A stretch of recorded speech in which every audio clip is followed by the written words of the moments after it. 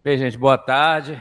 Agradeço aos organizadores do evento por essa oportunidade e ao Jonas pela excelente, claríssima, né, exposição, que já limpa um pouco o terreno aqui, porque a gente está partindo de uma visão em que o sistema nervoso, o sistema neural, não é puramente físico, é um sistema psicofísico, né, de duplo aspecto.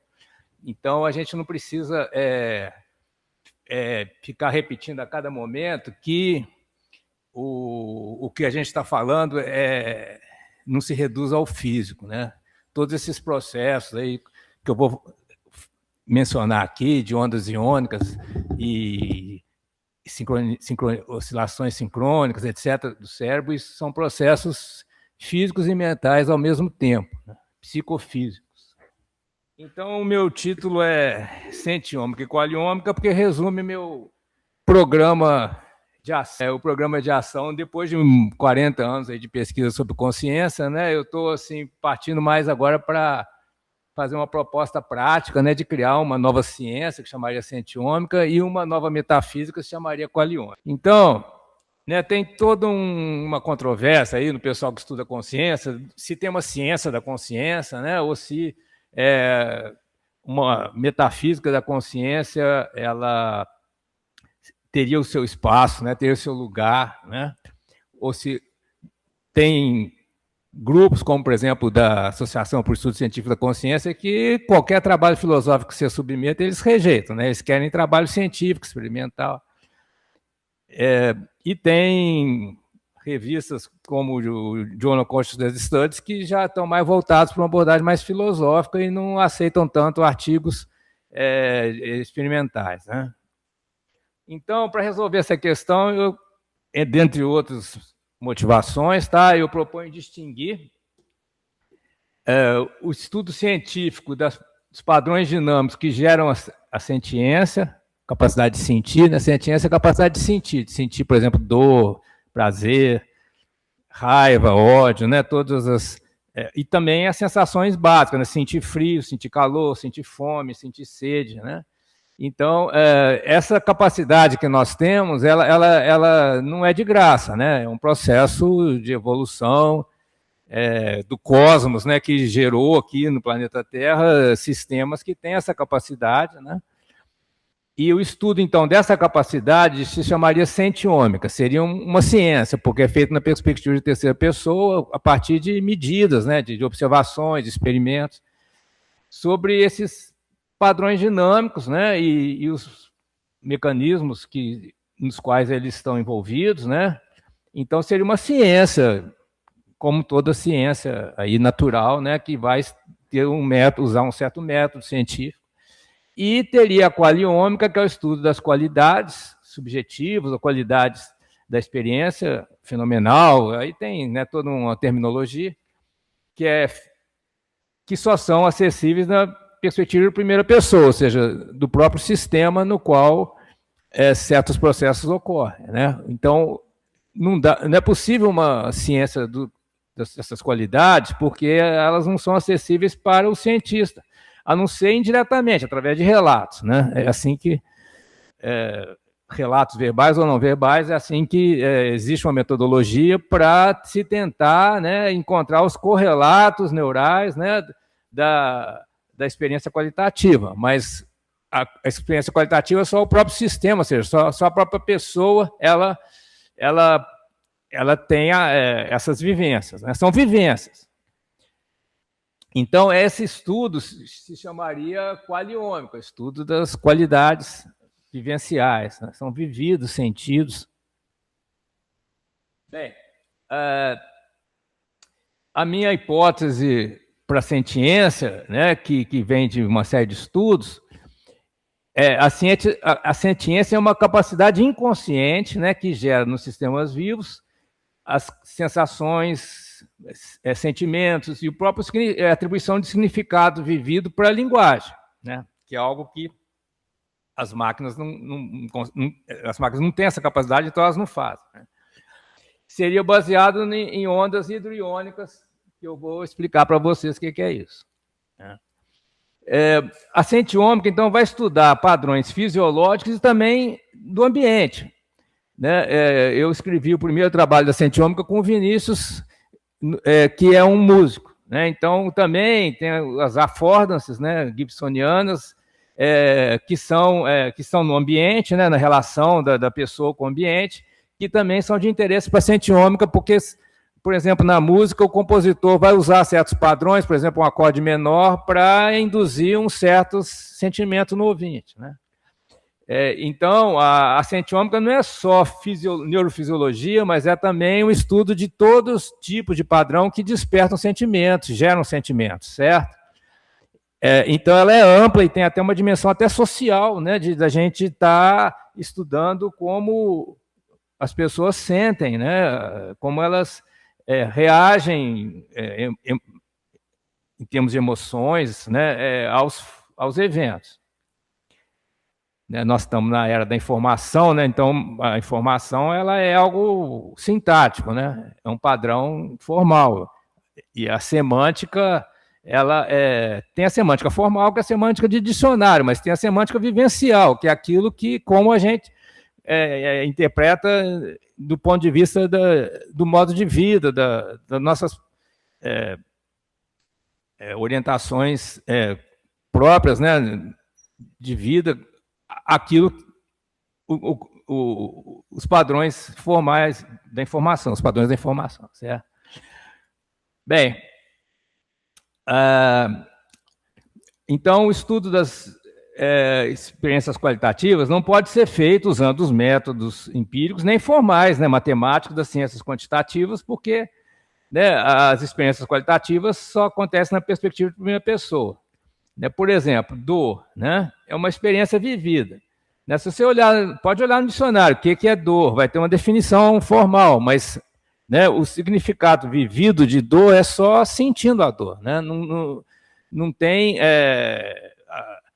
uma tradução linguística que vai captar o que é, como é sentir a dor, né? E cada pessoa vai sentir a dor de uma maneira própria e vai variar também como se sente a dor em diferentes momentos, né? Então, o sabor de uma comida vai depender se você já acabou de sair do almoço e for comer algo, vai ser diferente se você for comer antes do almoço, porque depende do estado inicial, né, do sistema. A qualiômica, ela vai usar a linguagem, né, pública para representar essas qualidades vividas, experienciais, né? Claro, porque na filosofia usa a linguagem, né?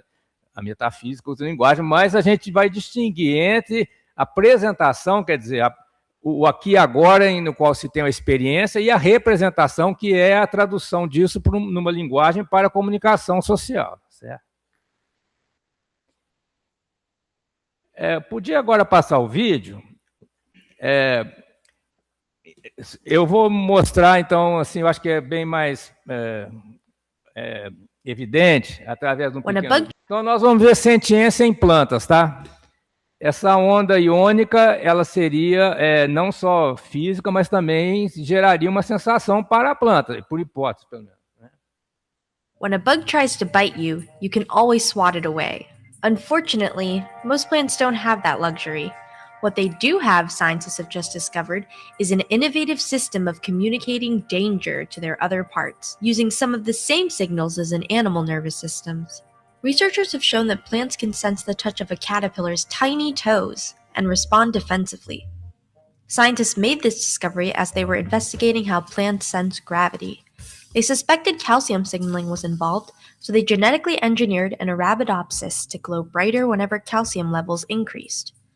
When they observed the plant under a fluorescence microscope, they then realized that calcium was dramatically increasing in response to wounding. So how do plants know to go on guard? It starts with a chemical, an amino acid called glutamate. Any type of agitation, from a bug bite to a mechanical cut, causes the release of glutamate, activating receptors that trigger a calcium-based signal that moves through the plant. The signal travels the green highway of the plant's vascular system in just 1 to 2 minutes, activating defense hormones that prepare distant leaves for an impending invasion. By gaining a better grasp of this process, researchers can better monitor signaling and someday may be able to manipulate plant communication. So the next time you brush up against a plant, know that they are feeling your every touch. Certo. Então, aí nós temos uma onda de cálcio que é quando o inseto ou a larva, ou aquele animal, não sei que espécie que é, mas ele morde a planta, gera uma lesão, né? Então gera essa onda de cálcio, que é a reação da planta, né?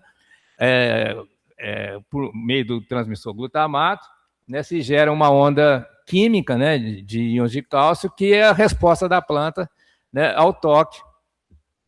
Então, isso seria, né, o paradigma aí da sentiência, que começa então com as plantas. Não é a exclusividade dos animais, muito menos humanos, né?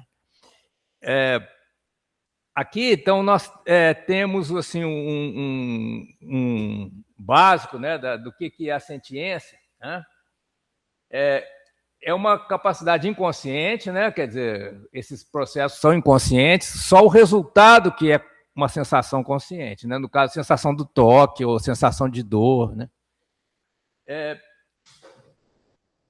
Pode ser o resultado de uma sensação básica, pode ser também quando a gente reage à informação e atribui significado, né? Ou quando a gente reage emocionalmente, sente raiva, amor, né? A uma situação social, no caso aqui, humano, né? Em sistemas vivos. É claro que cada espécie vai ter o seu tipo de sentiência, né, de acordo com a sua morfologia, sua genética e tudo mais, né, claro. Mas em todos, desde as plantas, temos essas ondas hidroiônicas, né, que são, né, uma onda de energia que acontece no tempo, né? Ela é contínua, não é um código binário de 0 e 1 como nas máquinas, né?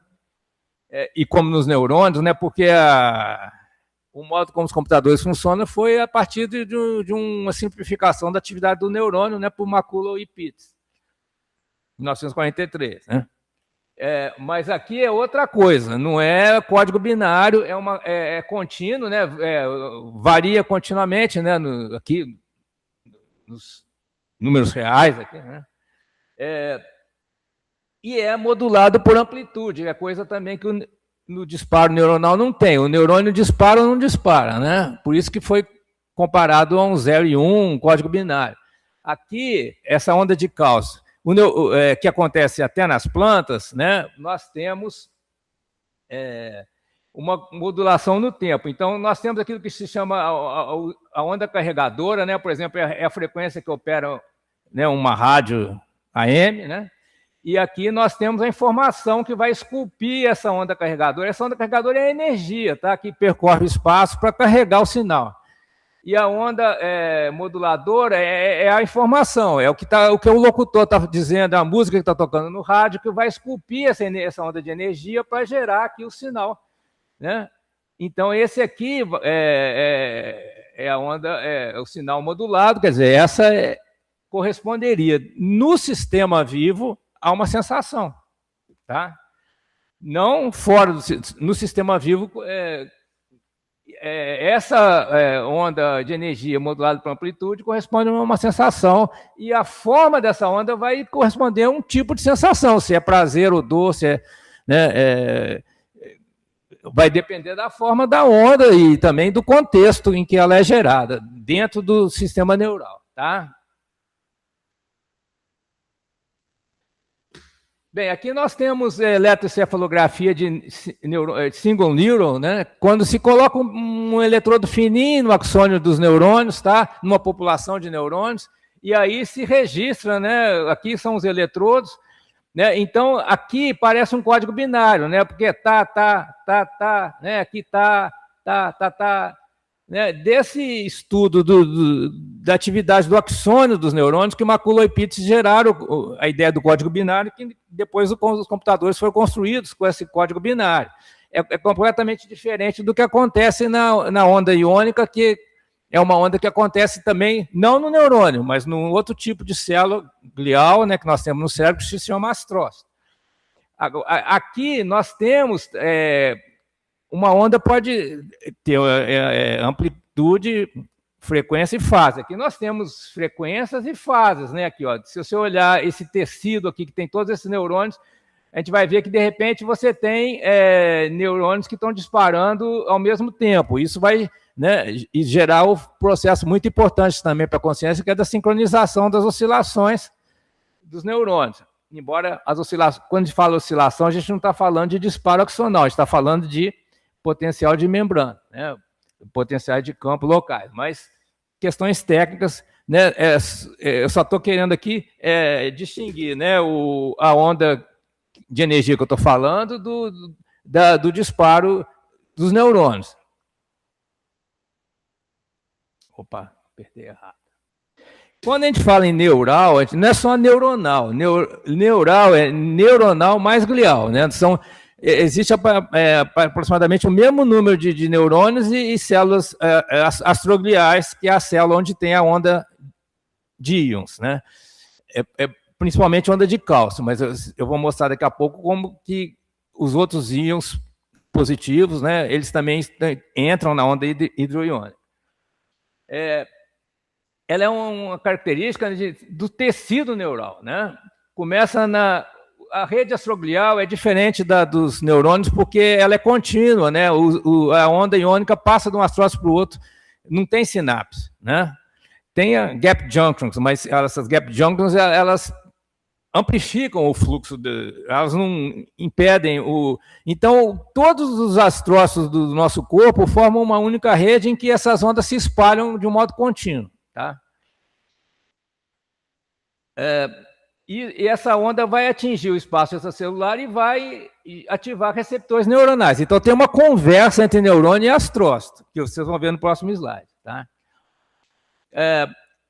Quando a gente está dormindo sem sonhar, nosso eletroencefalograma está na dominância de 3 Hz, ondas delta, né? Quando a gente acorda, as frequências elas passam por uma outra dominância, né? Inclusive, quando a gente, na percepção visual, nós vamos ter 40 Hz, né? O famoso 40 Hz, sincronia em 40 Hz.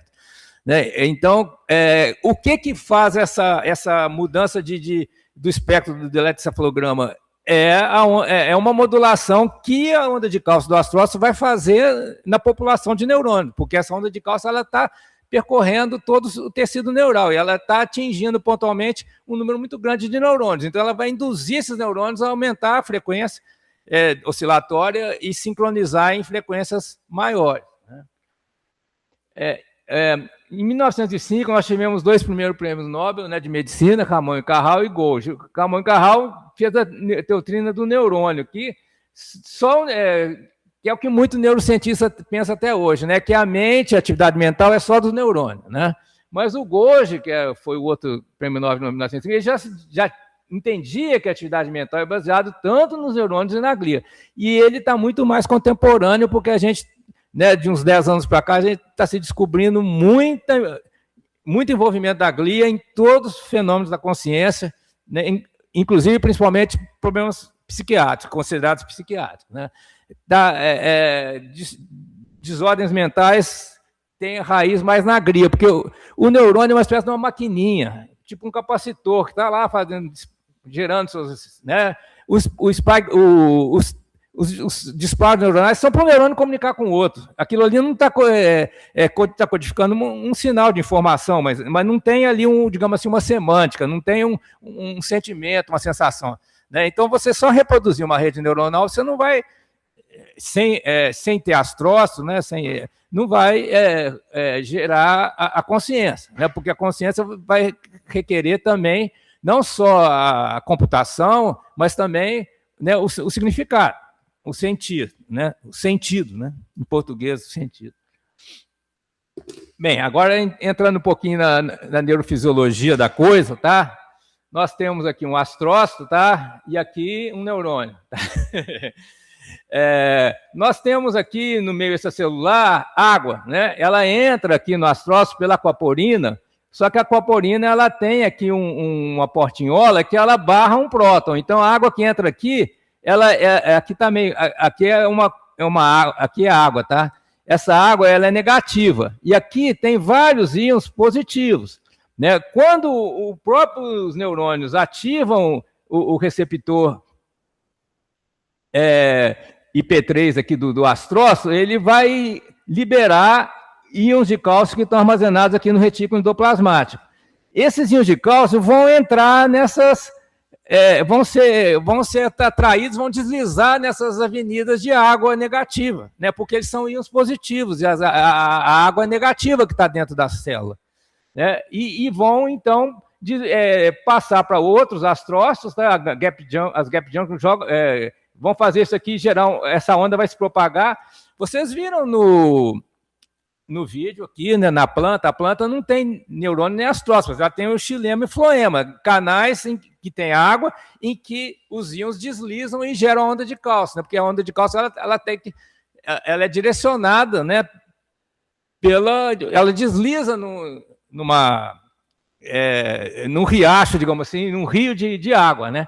Aí o que vai acontecer? Aqui nessa região aqui próxima aqui a esses receptores do astrócito, tem outros íons aqui, né? Sódio, potássio. Então, esses íons vão empurrar esses que vão para o espaço extracelular. Aqui nós temos a matriz extracelular, que também vai participar desse processo, né? E vão aqui, então, modular a atividade do neurônio. Então, é assim, né, que eu entendo que a gente sai do sono sem sonho e acorda, né? Porque vai ter uma onda de energia, que agora a gente já sabe que é por meio do lactato, tem uma liberação de lactato, vai gerar uma onda de cálcio aqui, vai aumentar a amplitude da onda de cálcio, né? E vai gerar esse fenômeno que vai uma repulsão desses íons que vão se ligar com receptores, vão excitar os neurônios, e são os neurônios que controlam os músculos e glândulas, né? Então a gente vai começar a se movimentar, etc., né? Quando a gente está dormindo, tem um certo bloqueio aqui que você não, né? Às vezes a gente que assim está acordando, quer mexer, mas não consegue, né? Porque ainda está bloqueado, né? Tem que mas quem controla o corpo é o neurônio, através das células piramidais, córtex motor, etc., né? Tá. Bem, então eu vou seguir aqui, porque senão é possível a gente observar, fazer experimentos com aspecto material, né? Podemos também lidar com a informação, mas não tem como estudar cientificamente a sensação, né? O sentimento que é gerado por essa onda, porque é só experimentado pelo próprio sistema, seja ele uma planta ou seja, né, uma abelha, um mosquito, ou uma ave, ou qualquer, né, ou um morcego, né, como lá no caso do Nagel, do What's Like to Be a Bat, ou seja, humano, né? Então eu proponho a sentiômica como a ciência da capacidade inconsciente de sentir, né? E a qualiômica como uma metafísica de primeira pessoa das experiências conscientes, considerando que as nossas experiências qualitativas não são epifenomenais, mas janelas transparentes para a realidade. Nesse sentido, é diferente da fenomenologia, né? Porque aqui, né, o pessoal hoje estava falando do Sam Coleman, né? Essa ideia que vem, na verdade, do Goethe, né? Que as qualidades, as qualias, são janelas para o ser, para a realidade. Não são opacas, digamos assim, né? Como é tratado na fenomenologia. Então, por isso que é uma metafísica da consciência, né? Que em outras palavras, né? Quando a gente sente algo, nós estamos sendo, né? Sentir é ser, estar no ser, ou desvelamento do ser, usando o termo de Heidegger, né? Não é um processo propriamente cognitivo, é um processo do ser. A consciência, nós somos conscientes. Consciência não é cognitiva apenas. A base da consciência é o sentir, que é o que nos dá uma janela para o ser. Então, aí nós temos uma metafísica da consciência, que seria a qualiômica. Tendo em vista a temática do evento, né, eu faço esse comentário aqui. Se tiver uma forma de instanciar essa onda hidroiônica numa máquina não biológica, né, que já é inteligente, né, porque a inteligência não implica ter a capacidade de sentir, né? Inteligência é operar com a informação, resolver problemas. Essas máquinas vão se tornar conscientes, tá? Quer dizer, eu acho que não existe uma barreira intransponível, né? Inclusive, eu tenho um artigo aí, né, argumentando que esses organoides, né, que são feitos a partir de células da pele, né, organoides cerebrais, né, já são feitos até para medicina regenerativa, ou seja, produzir tecido neural de laboratório para fazer futuramente fazer um transplante para uma pessoa que teve uma lesão de uma parte do cérebro, por exemplo. Isso é uma área de muito interesse, né? Como esses organoides, eles têm astrócitos também, porque, né, inclusive, os precursores dos... Porque você pega tipo uma célula-tronco, ela vai gerar primeiro o astrócito, depois o neurônio, né? O astrócito é mais epigeneticamente vem antes do neurônio, né? E a partir de uma tipo de célula-tronco que é da pele também, né? A gente não pensa muito nisso, mas do ponto de vista morfológico, as células, o tecido neural e o tecido da pele são de mesma origem, né? A pele é um córtex menos complexo, né? Bem, então as pessoas estão perguntando como construir uma consciência artificial, né? Mas eu acho que a pergunta também é por que construir uma máquina consciente, né? Há uma motivação científica, porque a gente provaria que a consciência é uma potencialidade da natureza, não é algo assim, né? Exclusivo do ser humano, nem dos animais, nem dos seres vivos, mas ela é algo que você pode pegar, né, metais e produzir, né? Porque esses íons aí que eu estou falando são metálicos, né? Cálcio, potássio são íons metálicos. Então, a consciência pode ser construída a partir de metais. Mas, para quê? Né? As implicações práticas são nocivas, né? Uma máquina consciente superinteligente, ela vai ser autodeterminada e vai subjugar a gente, né? Que somos inteligências não tão super assim. Nós não vamos conseguir controlar essas máquinas, né? Agora, falando um pouquinho sobre a qualiômica. Bem, metafisicamente, né, se a gente partir do tal, né, do Lao Tse, ou o abrangente, né, o Tokatolou de Aristóteles, nós vamos pensar, né, um ser que encompassa tudo, né, tudo que existe é manifestação de um ser, né? Não teológico aqui, né? Aristóteles não tem Deus, né?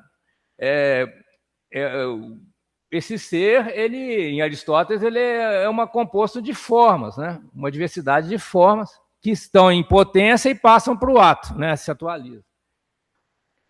Então, a consciência é uma atualização de possibilidades, potências que tem no ser.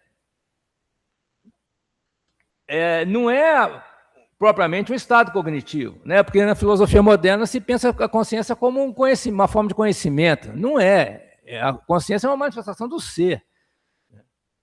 O ser aí nós somos antes de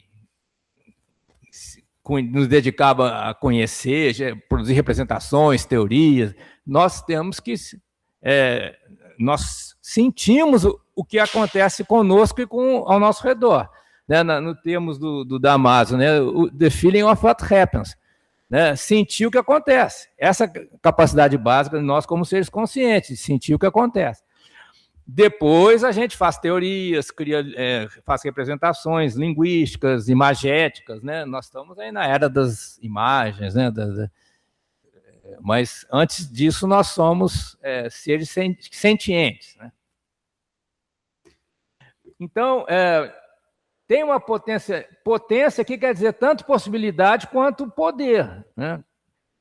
A natureza tem poderes, né? Esses poderes geram a consciência.